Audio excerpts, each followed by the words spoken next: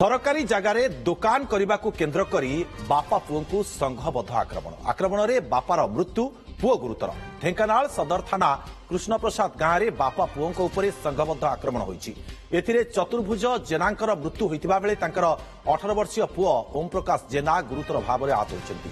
आक्रमणकारी माने कृष्णप्रसाद एवं झुंपुड़िया गाँव बासिंदा बोली सूचना मिली।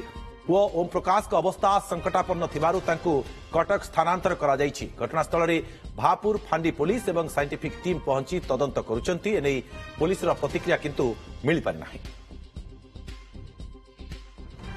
घटना हेतला कोन से 4-6 मास तले से जो ते कुकुड़ा दुकान करिया को खुंट पोतुथला जे ऋतु जेना हरिका आसिक बंद कले जमी सी बंद होकर रहा।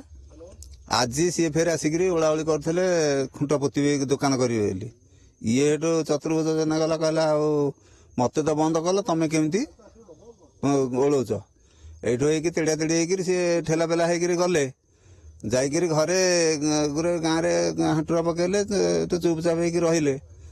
11टा 12टा बेलू आसिक गंडगोल कर।